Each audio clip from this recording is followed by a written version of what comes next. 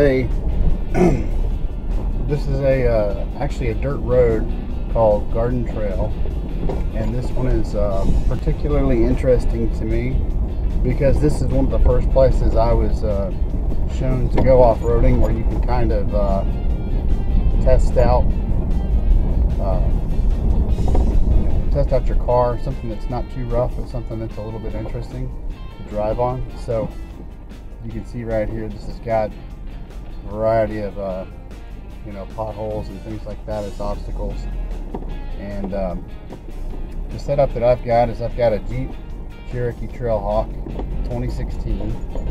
I've got the 2.4 liter engine. So fortunately, on the way to my trip over here, which is about 10-15 minutes away, I got 18.4 miles per gallon, believe it or not. So that's what's amazing about the 2.4 liter Cherokee Trailhawk, and that's with a lift, and that is with a lift and bigger tires, 265 17 tires, and they do great. And I just realized I'm not even in four-wheel drive, I'm in auto, so I'm going to stop real quick. And I don't have to stop actually, but I'm going to put it in sand mud, and it's in sand mud now, and we'll continue. And the main thing that sand mud does is it changes your shift points, is one of the things that it does. So it's easier to stay in first gear mostly when I'm on these trails. And then you also get a lot of engine braking. If you've ever driven a U-Haul or something like that and put it in tow mode, the drive feel is like having a car that's in tow mode. And yeah, right now I just checked it. In fact, I'm in first gear, and we're just cruising right along. Now, the Cherokee Trailhawk 2.4 is interesting because it has a 56:1 crawl ratio when you're in low, and even when you're not in 4 low, it has about a 19 or 20:1 crawl ratio, which is awesome because this engine produces about the same horsepower, I think a little bit more actually, than the Cherokee XJ did. It performs better 0 to 60. It handles a heck of a lot better. And with a 2-inch lift, I'm sure it has the same approach, departure, and breakover angles. So this was one of the first trails that I went on. One of my friends took me on, and I would not be going down this trail by myself if I didn't know that this was a relatively simple trail, although it is filled with potholes, so you can't go too fast. So with me, I've brought a pair of boots, I have a hand winch, I have a machete, I have a pump, I have an extra battery for my pump, and I have an electric chainsaw. So I'm ready to go. I also brought with me a walkie-talkie. I've told people where I'm going, and I've told them the walkie-talkie channel to reach me on if something goes south. Like if somehow my phone breaks and I get stuck out here, they know what channel to reach me on a walkie-talkie and all of those things and where I'm going to be. Also, my wife has a Jeep, and typically the trails that I go on, she's never had to pull me out yet, but the trails that I go on are simple enough to where I know that her Jeep Compass Trailhawk can make it no problem, and her Jeep would have no issue with this trail. I always joke, and I say in fact I'm driving in Jeep Compass Trailhawk mode, because when I'm not using my low range and when I'm not using my locker, I have the same engine, I have the same transmission, I have basically the same gear ratio. The vehicle is a little higher stock, but the angles are still better anyway on the Compass because it has a shorter wheelbase, and it was only like 0.2 inches less ground clearance from the stock ratings on this vehicle. So anyway, even with a lift, and even with hers without a lift, she would have no issue if I got stuck coming through here to pull me out. I also carry 2 tow straps, and it's been windy the past few days. Excuse me for clearing my throat. It's been windy the past few days, and if you should always be mindful of the weather before you go on a trail, and think about, hey, there could be some trees falling, there could be some limbs in the way. And in fact, probably a month ago I was on this trail, and there was a log that had fallen and blocked part of the way, and I was able to kind of get out and hook the tow strap to it and pull it out of the way. And that's the one thing that you want to do. And you can see over here to my right, there's quite a bit of trees and stumps and logs and things like that people have cut. And like I said, while I don't anticipate getting stuck on this, you could always slide off the side of the trail, and often there are pretty deep ruts to either side of a road like this that might prove challenging for some vehicles to escape.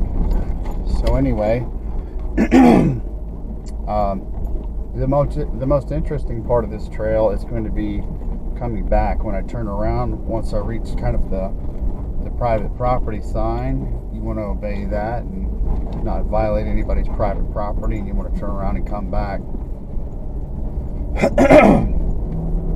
So the tire pressure that I'm running with today, I went with about 29 psi before I left, and I think that's about as low as you want to go if you still want to drive on the street or the interstate or that sort of thing. Of course, I'm not recommending that anybody do that, but with the larger tires, the equivalent load capacity on these tires would be 31 psi.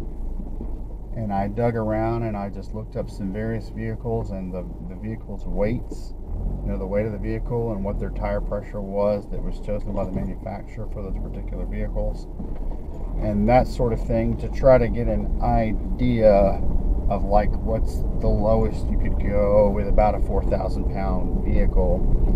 And you'll find some Toyota vehicles, like the front tire pressure on a Toyota Tundra is about 30. You'll find some Lexus LS400s. Some years where the recommended tire pressure was 29. And the lowest tire pressure I've ever had on a vehicle, I had a 1988 Acura Integra, and the recommended tire pressure for that vehicle was, believe it or not, 24 psi. And I think that's because of how incredibly light the vehicle was. So you always want to think about the weight, because how much air you have in the tires determines how much weight you can carry. Normally it'd be kind of fun to go straight through the middle of that mud pit. I'm not too crazy about cleaning that off this weekend. And also I try to not take the difficult lines or the risky lines, especially if I'm not with anybody. So, but like I said, I've got at least 2 people, if not 3 people, that I could call to come get me out that are less than like 10 minutes from here if I got into a bind. So it's all good. We are going to be using the low range and the crawl control just to demonstrate that. It's worth noting that the Cherokee Trailhawk, and I'm driving the 2016, and I just got the 2016 because I didn't want to get something too incredibly new. There wasn't much difference between the newer Cherokee and this current model, unless you're getting the 2.0 turbo. You might hear my brake lock differentials kick in here in a second if I start to slip, but fortunately I didn't. Running a lower tire pressure also is sort of like giving you more suspension travel. Your tires can squish a little bit more, and so that might be helpful in giving you a little bit more grip just before you reach the limit of being off camber. But anyway, as I was saying, the Cherokee Trailhawk comes with descent control. All trail-rated Jeeps come with descent control. All trail-rated Jeeps have a minimum water fording capability of 19 inches. You'll find a 19-inch water fording capability, for example, on the Jeep Compass Trailhawk. The Cherokee Trailhawk is also equipped with the Select Speed feature because it uses Jeep's Active Drive Lock technology. I think it's one of the only vehicles that has that. And there's actually somebody on this trail down here. I'm not sure who this is. Maybe somebody fishing or something. It doesn't look like a police vehicle, but it is the first time I've ever seen anybody else on this trail. So we will find out, and we'll try to go around them. So what the Select Speed feature allows you to do is it allows you to pick a crawl speed that you would like to go at.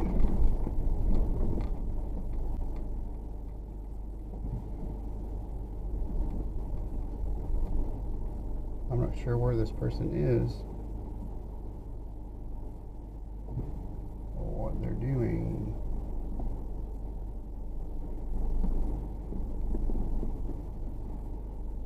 Maybe we can get around. They're kind of blocking the way.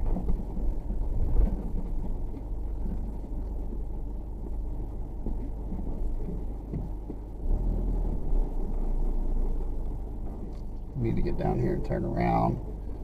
Sometimes you might need a little bit more capability than you think, and today I fortunately had that capability, so we were able to go around them, whoever they are. At any rate, we will continue on.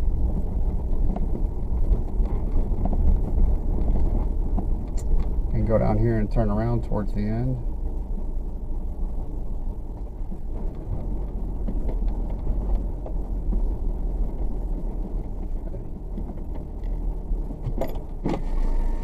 I'm trying to find a cemetery. I'm really not sure where that would be. Is this you guys still in? This is just a regular road as far as I know. There's a private property sign at the end of it we have to turn around. Is this the only road, like no other road goes off of it or anything? No, there's no other road that goes off of this. When you get just past this turn, it goes for a little bit more, and then there's a private property sign you have to turn around. Okay, all right, thank you. Yep. Sorry for blocking that. I was scared. I didn't know what I was getting into. No, that's fine. I was able to get around. There. Yeah, if you get stuck, I can pull you out. Okay, thank you. But yeah, I'll be turning around here in a second. Okay.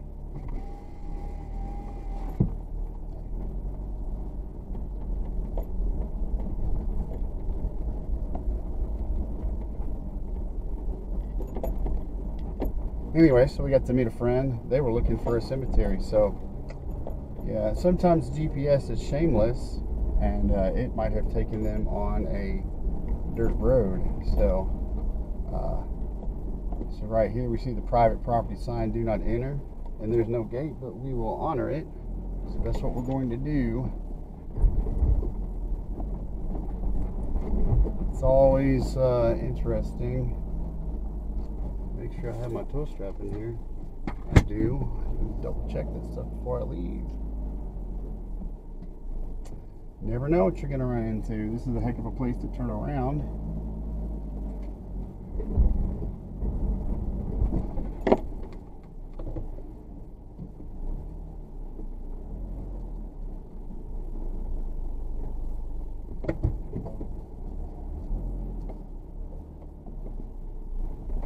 And here we go. The interesting part is on the way back up, and I will be in crawl mode for that, for part of it, just to smooth the bumps out. So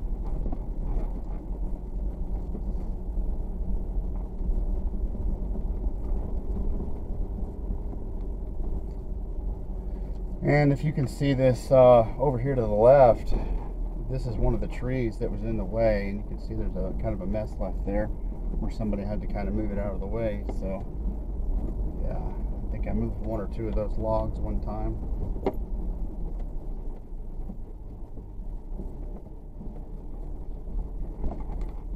We will definitely have to crawl this because they stopped at the gnarliest section, and I don't normally use my locker. We'll see what they need to do here.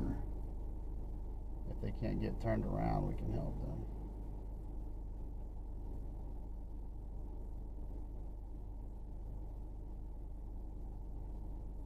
Turn around. It's always good to keep your space between another vehicle that might slip or have issues. So that's what we're doing here. We're just kind of keeping a safe distance. You never know what can happen.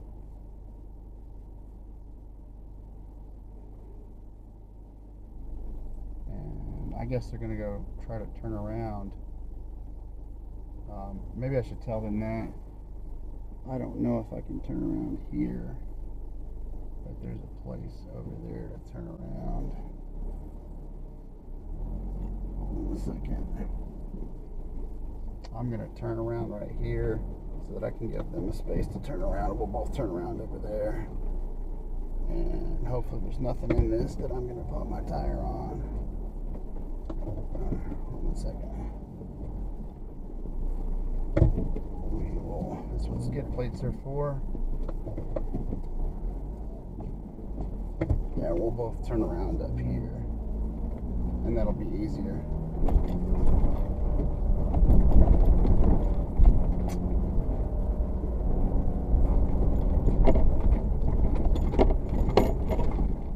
Okay, this is probably your best bet to turn around. That's what needs to happen.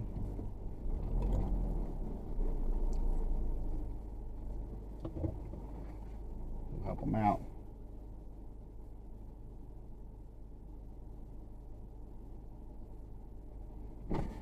Yeah, I usually turn around right there. So you, right there? yeah, you should be able to turn around there. It's a little tippy, but I think you'll be all right. Okay. Yep. No, I just drive this trail just for fun. So, yep. So that road, I think that goes to the right, has maybe like right up there. Uh-huh. There's a cemetery out there that's got some really old graves on it. Oh, okay. But, I'm not wanting to, I don't want to get stuck out here. Yeah. Are you four-wheel drive? No. Yeah, I don't know if I would do it. I'll try Yeah. to Yeah. All right.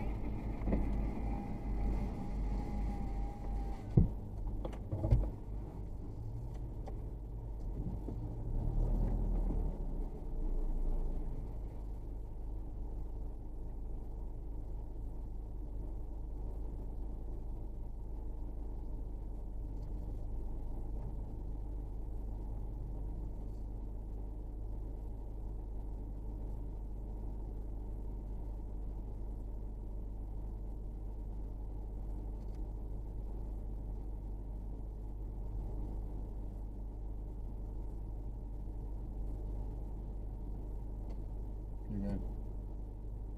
You're good.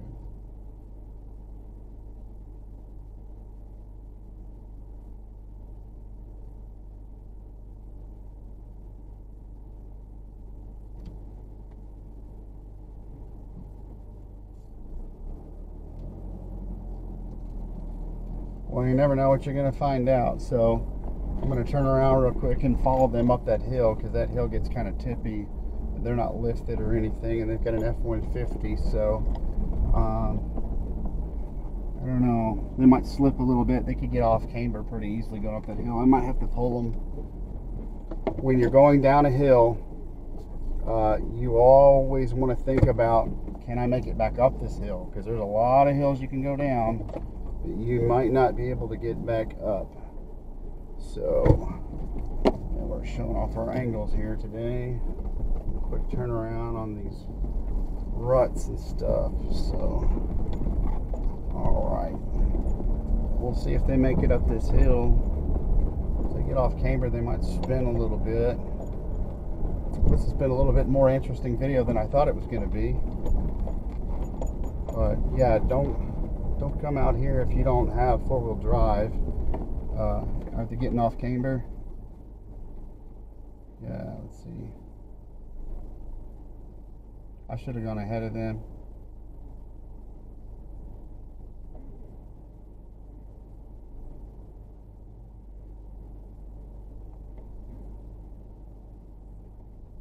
Turn right, turn right, turn right.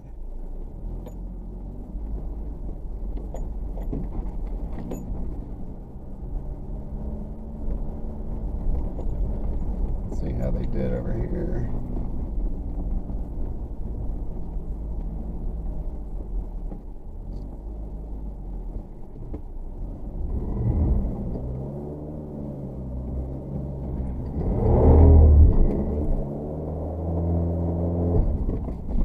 Actually, I'm going to crawl it. I'm going to back up a little bit.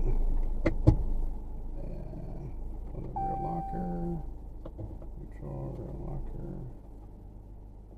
Low. Rear locker.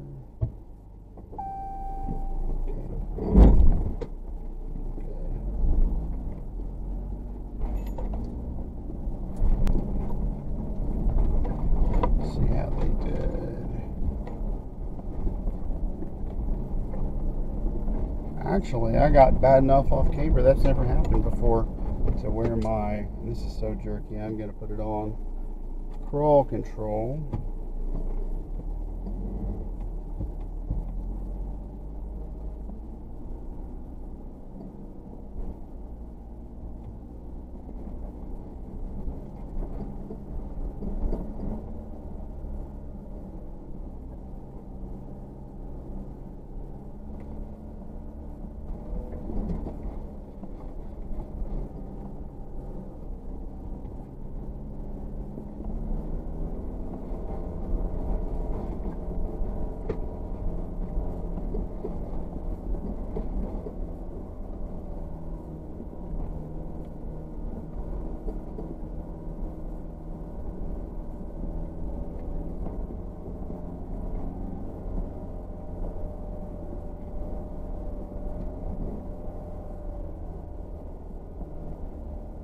And now, as soon as I don't need my locker, I'm going to shut it off. So, turn the locker off. Turn off for low.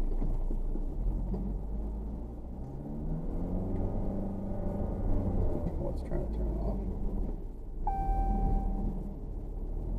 We'll cut off here in a second.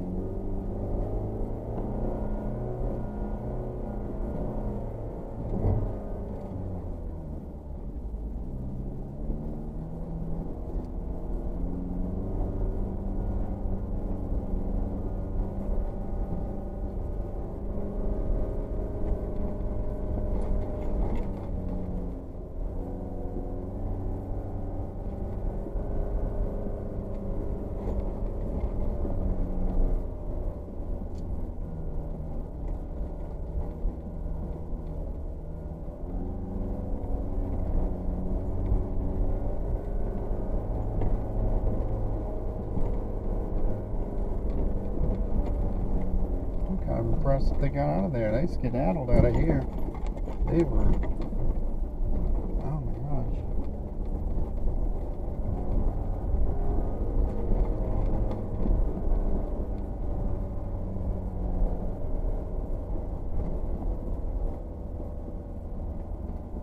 I think they expected to see me.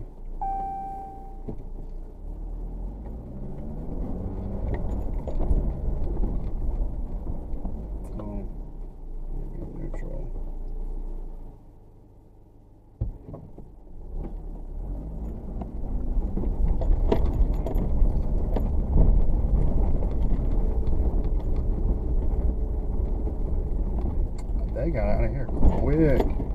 Man, they went flying. It's rough for all that. They can break something.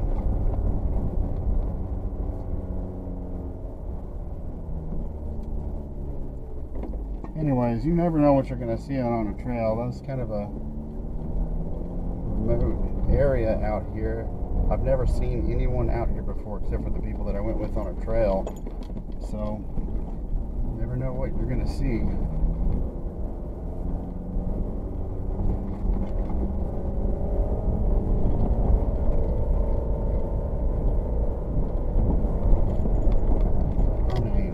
Fast did they get out of here?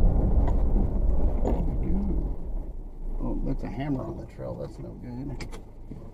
That needs to get off the trail.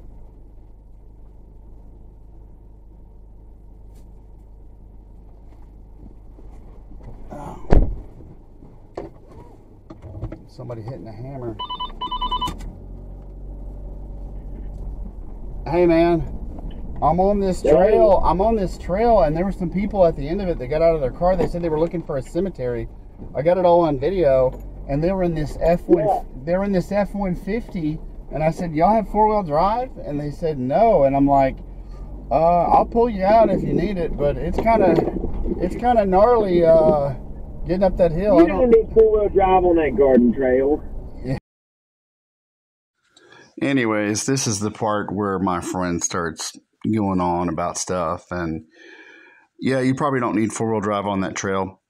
There are a couple places where you can get kind of crossed up and stuff like that, and you might want to have four-wheel drive so you don't have to send it like they did and potentially break something.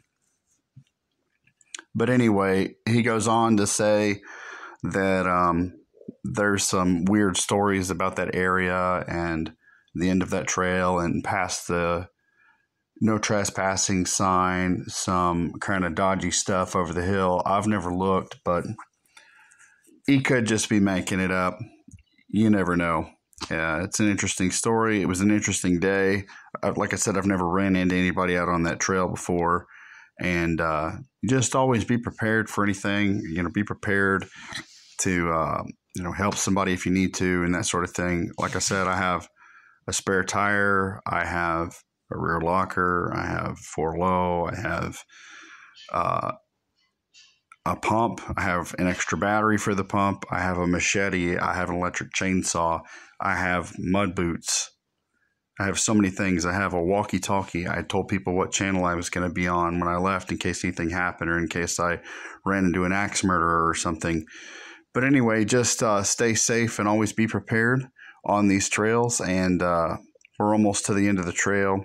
And I'm just going to finish the rest out with music, and you guys have a good one.